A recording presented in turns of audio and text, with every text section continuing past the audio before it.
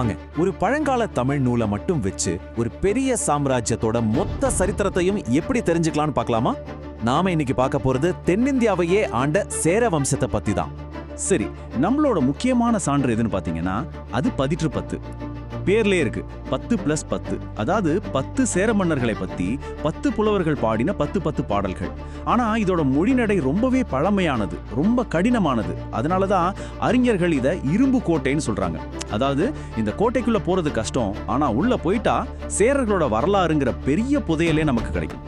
நாம இப்ப என்ன பண்ண போறோம்னா ஒரு வரலாற்று துப்புரிவாளர்கள் மாதிரி இதை அணுக போறோம். முதல்ல நம்மளோட புதையல் மேப், அதாவது இந்த நூலை பத்தி பார்ப்போம். அப்புறம் சேரர்களோட அரச பரம்பரைகள், அவங்க எப்படி ஆட்சி செஞ்சாங்க, அவங்களோட சமூகம் பொருளாதாரம் எப்படி இருந்துச்சுன்னு பார்ப்போம். கடைசியா இந்த நூல்ல இருந்து காணாம போல சில ரகசியமான பக்கங்களை பத்தியும் பேச போறோம். இந்த நூலை படிக்கும் போது நமக்கு கிடைக்கிற ஒரு ஆச்சரியமான தகவல் என்ன தெரியுமா? சேரர்களை ஒரே ஒரு வம்சம் மட்டும் ஆளல, 2 முக்கியமான அரச பரம்பரைகள் இருந்திருக்கு. ஆமா, பதிற்று 10 ரொம்ப தெளிவா 2 கிளைகளை பத்தி பேசுது. ஒன்னு வஞ்சிய தலைநகரா வச்சு ஆட்சி செஞ்ச உதியன் சேரல் மரபு, இன்னொன்னு கரூரை மையமா வச்சு ஆட்சி பண்ண இரும்பொறை மரபு. இந்த 2 குடும்பங்களும் தான் சேர நாட்டோட அரசியல் அதிகாரத்தை தீர்மானிச்சிருக்கு. முதல்ல உதயஞ்சேரல் மரபு எடுத்துக்கிட்டோம்னா இமயவரம்பன் நெடுஞ்சேரலாதன் மாதிரி பெரிய அரசர்களை பத்தி தெரிஞ்சுக்க முடியுது. அவரோட பேரே சொல்லுது பாருங்க, இமயவரம்பன், அதாவது இமயமலையை எல்லையா கொண்டவன் அர்த்தம். தன்னோட படைய இமயமலை வரைக்கும் கொண்டு போய் அங்க சேரர்களோட சின்னமான வில்லம்பை பொறிச்சாராம்.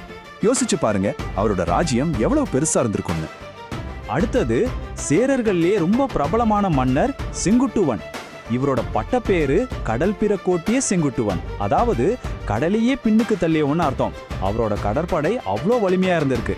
சிலப்பதிகாரம் மாதிரி பெரிய காப்பியங்கள் எல்லாம் இவரோட வீரத்தை பத்தி பேசுது. இப்போ இரும்பொறை மரபுக்கு வருவோம். இந்த மரபுல பெருஞ்சேரல் இரும்பொறை மாதிரி பெரிய வீரர்கள் இருந்திருக்காங்க. அவரோட மிகப்பெரிய சாதனை என்னன்னா தகடூர் கோட்டையை தரமட்டமாக்குனது. அந்த காலத்துல தகடூருங்கிறது ஒரு பெரிய சக்தி வாய்ந்த இடம். அதையே ஜெயிச்சார்னா அவரோட பலம் எப்படி இருந்திருக்கும்னு பாத்துக்கோங்க.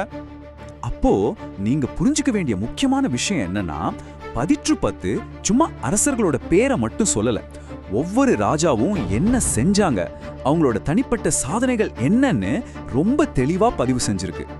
இமயத்தை ஜெயிச்சதிலிருந்து கல்விக்காக கிராமத்தையே தானம் கொடுத்தது வரைக்கும் பல விஷயங்கள் இதுல இருக்கு. சரி, இவ்வளோ பெரிய ராஜ்யத்தை இந்த மன்னர்கள் எப்படி நிர்வகிச்சாங்க, அவங்களோட ஆட்சி அமைப்பு, அதாவது அட்மினிஸ்ட்ரேஷன் எப்படி இருந்துச்சுன்னு இப்ப பார்க்கலாம். பதிற்று 10 மூலமா நமக்கு ஒரு தெளிவான 4 அடுக்கு நிர்வாக அமைப்பு தெரிய வருது. பாருங்க, முழு ராஜ்யத்தையும் மண்டலம்னு பிரிச்சிருக்காங்க. அதுக்கு கீழே நாடு, நாட்டுக்கு கீழே கூற்றம், அதுக்கும் கீழே ஊர். இது எவ்வளவு ஒரு திட்டமிட்ட ஒழுங்கான அரசாங்கம் இருந்திருக்குங்கிறதுக்கு ஒரு பெரிய ஆதாரம். சரி, ஒரு அரசாங்கத்தை நடத்த பணம் வேணுமே, அது எங்கிருந்து வந்துச்சு? அவங்களுக்கு பல வழிகள்ல வருமானம் வந்திருக்கு. நில வரிய இறைன்னு சொல்லியிருக்காங்க.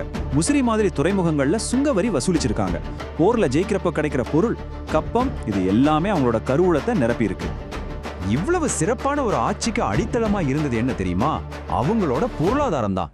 இயற்கை வளங்கள் ஒரு பக்கம், உலகளாவிய வர்த்தகம் மறுபக்கம்னு சேர நாடு ரொம்ப செழிப்பா இருந்திருக்கு. சேர நாடு அந்த காலத்திலேயே ஒரு குளோபல் ட்ரேட் ஹப் மாதிரி செயல்பட்டிருக்கு. இங்க இருந்து மிளகு, அதாவது கருப்பு தங்கம், பருத்தி துணிகள், முத்துக்கள்னு பலதும் ஏற்றுமதியாகி இருக்கு. பதிலுக்கு ரோம்ல இருந்து தங்கமும் வெள்ளியும், அரேபியாவில இருந்து குதிரைகளும் இறக்குமதி செஞ்சிருக்காங்க. இது வெறும் கவிஞர்களோட கற்பனை இல்லைங்க, இதுக்கு தொல்பொருள் சான்றே இருக்கு.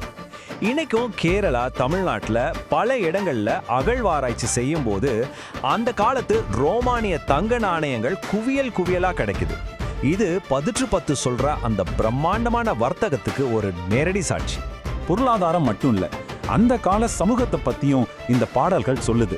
அரசர்கள், வீரர்கள் ஒரு பக்கம்னா, இன்னொரு பக்கம் புலவர்களுக்கும் கலைஞர்களுக்கும் அரசவையில பெரிய மதிப்பு இருந்திருக்கு.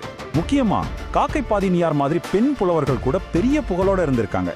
இது அந்த சமூகத்தோட முற்போக்கு தன்மையா காட்டுது. சரி, இவ்வளோ விஷயங்கள் தெரிஞ்சுக்கிட்டோம். ஆனா நம்மளோட இந்த துப்பறியும் கதையில ஒரு பெரிய ட்விஸ்ட் இருக்கு. நம்ம கையில இருக்கிற இந்த இரும்பு கோட்டை முழுமையானது இல்ல. பதிற்று 10ல மொத்தம் 100 பாடல்கள் இருந்திருக்கணும்.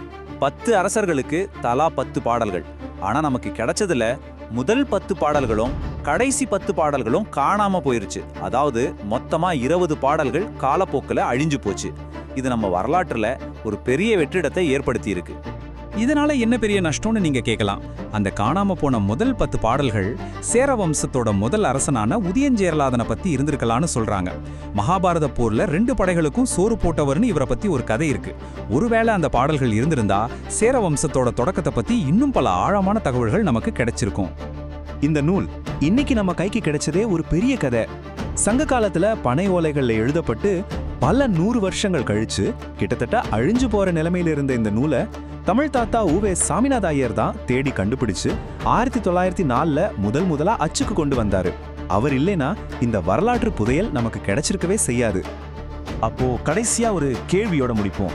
10 நமக்கு 8 சேர மன்னர்களோட கதையை சொல்லியிருக்கு. ஆனா அந்த காணாம போன முதல் 10 பாடல்களும் கடைசி 10 பாடல்களும் என்ன சொல்ல வந்திருக்கும்? அந்த வம்சத்தோட ஆரம்பமும் அவங்களோட முடிவும் எப்படி இருந்திருக்கும்? ஒருவேளை வரலாற்றோட இந்த மறைக்கப்பட்ட பக்கங்கள்ல இன்னும் என்னென்ன ரகசியங்கள் புதிஞ்சிருக்கோ யோசிச்சு பாருங்க.